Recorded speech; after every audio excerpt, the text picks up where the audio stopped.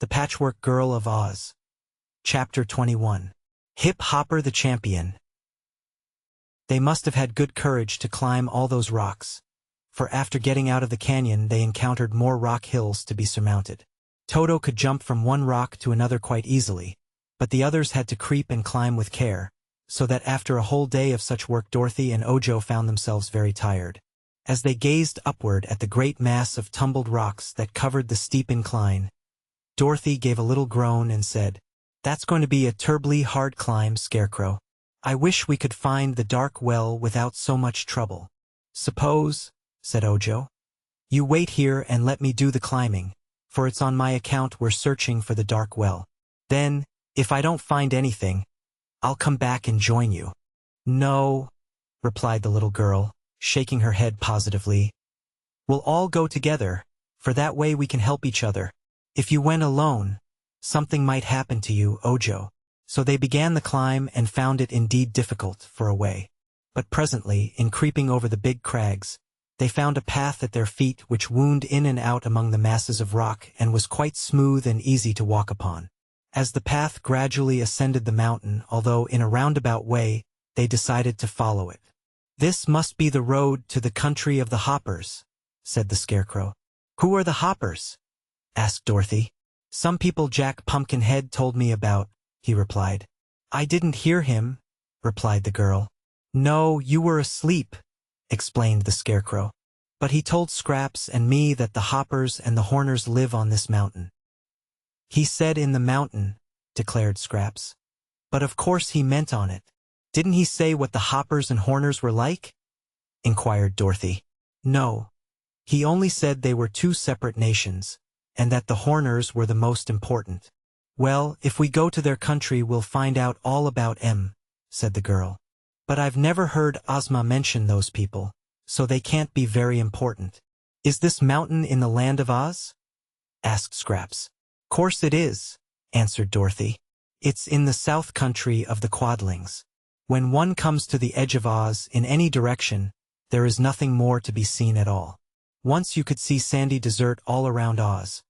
But now it's different, and no other people can see us, any more than we can see them." "If the mountain is under Ozma's rule, why doesn't she know about the Hoppers and the Horners?" Ojo asked. "Why, it's a fairyland," explained Dorothy. "And lots of queer people live in places so tucked away that those in the Emerald City never even hear of 'em. In the middle of the country it's different, but when you get around the edges you're sure to run into strange little corners that surprise you." "I know, for I've traveled in Oz a good deal, and so has the Scarecrow." "Yes," admitted the straw man. "I've been considerable of a traveler in my time, and I like to explore strange places. I find I learn much more by traveling than by staying at home." During this conversation they had been walking up the steep pathway and now found themselves well up on the mountain. They could see nothing around them, for the rocks beside their path were higher than their heads. Nor could they see far in front of them because the path was so crooked.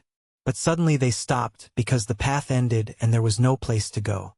Ahead was a big rock lying against the side of the mountain, and this blocked the way completely. "There wouldn't be a path, though, if it didn't go somewhere," said the Scarecrow, wrinkling his forehead in deep thought. "This is somewhere, isn't it?" asked the Patchwork Girl, laughing at the bewildered looks of the others. "The path is locked, the way is blocked, yet here we've innocently flocked. And now we're here it's rather queer there's no front door that can be knocked." "Please don't, Scraps," said Ojo. "You make me nervous." "Well," said Dorothy, "I'm glad of a little rest, for that's a dreadful steep path." As she spoke she leaned against the edge of the big rock that stood in their way. To her surprise it slowly swung backward and showed behind it a dark hole that looked like the mouth of a tunnel. "Why, here's where the path goes to," she exclaimed. "So it is," answered the Scarecrow. "But the question is, do we want to go where the path does? It's underground, right inside the mountain," said Ojo, peering into the dark hole. "Perhaps there's a well there, and if there is, it's sure to be a dark one." "Why, that's true enough," cried Dorothy with eagerness. "Let's go in, Scarecrow. 'Cause if others have gone, we're pretty safe to go, too." Toto looked in and barked, but he did not venture to enter until the Scarecrow had bravely gone first. Scraps followed closely after the straw man, and then Ojo and Dorothy timidly stepped inside the tunnel. As soon as all of them had passed the big rock, it slowly turned and filled up the opening again. But now they were no longer in the dark, for a soft, rosy light enabled them to see around them quite distinctly. It was only a passage, wide enough for two of them to walk abreast with Toto in between them, and it had a high, arched roof. They could not see where the light which flooded the place so pleasantly came from, for there were no lamps anywhere visible. The passage ran straight for a little way and then made a bend to the right and another sharp turn to the left, after which it went straight again. But there were no side passages, so they could not lose their way. After proceeding some distance, Toto, who had gone on ahead, began to bark loudly. They ran around a bend to see what was the matter and found a man sitting on the floor of the passage and leaning his back against the wall. He had probably been asleep before Toto's barks aroused him, for he was now rubbing his eyes and staring at the little dog with all his might. There was something about this man that Toto objected to, and when he slowly rose to his foot they saw what it was. He had but one leg, set just below the middle of his round, fat body. But it was a stout leg and had a broad, flat foot at the bottom of it, on which the man seemed to stand very well. He had never had but this one leg, which looked something like a pedestal, and when Toto ran up and made a grab at the man's ankle, he hopped first one way and then another in a very active manner, looking so frightened that Scraps laughed aloud.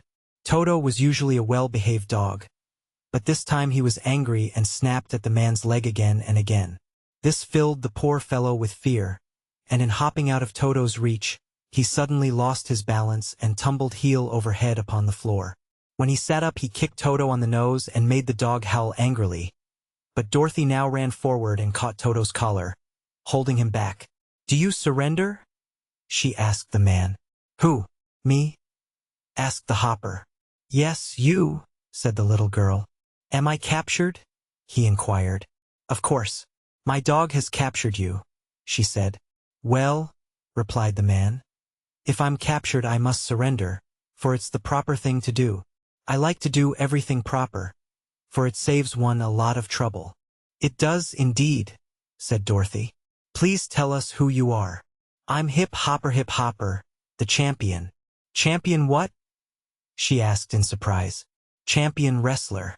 I'm a very strong man, and that ferocious animal which you are so kindly holding is the first living thing that has ever conquered me." "And you are a hopper?" she continued. "Yes, my people live in a great city not far from here. Would you like to visit it?" "I'm not sure," she said with hesitation. "Have you any dark wells in your city?" "I think not. We have wells, but they're all well lighted, and a well-lighted well cannot well be a dark well. But there may be such a thing as a very dark well in the Horner country, which is a black spot on the face of the earth." "Where is the Horner country?" Ojo inquired. "The other side of the mountain. There's a fence between the Hopper country and the Horner country, and a gate in the fence. But you can't pass through just now because we are at war with the Horners." "That's too bad," said the Scarecrow. "What seems to be the trouble?" "Why, one of them made a very insulting remark about my people. He said we were lacking in understanding because we had only one leg to a person. I can't see that legs have anything to do with understanding things. The Horners each have 2 legs, just as you have. That's 1 leg too many, it seems to me." "No," declared Dorothy. "It's just the right number." "You don't need them," argued the Hopper obstinately. "You've only 1 head, and 1 body, and 1 nose and mouth. 2 legs are quite unnecessary, and they spoil one's shape." "But how can you walk with only 1 leg?" asked Ojo. "Walk? Who wants to walk?" exclaimed the man. "Walking is a terribly awkward way to travel. I hop, and so do all my people. It's so much more graceful and agreeable than walking." "I don't agree with you," said the Scarecrow. "But tell me, is there any way to get to the Horner country without going through the city of the Hoppers?" "Yes. There is another path from the rocky lowlands, outside the mountain, that leads straight to the entrance of the Horner country. But it's a long way around, so you'd better come with me. Perhaps they will allow you to go through the gate, but we expect to conquer them this afternoon if we get time, and then you may go and come as you please." They thought it best to take the hopper's advice, and asked him to lead the way. This he did in a series of hops, and he moved so swiftly in the strange manner that those with 2 legs had to run to keep up with him.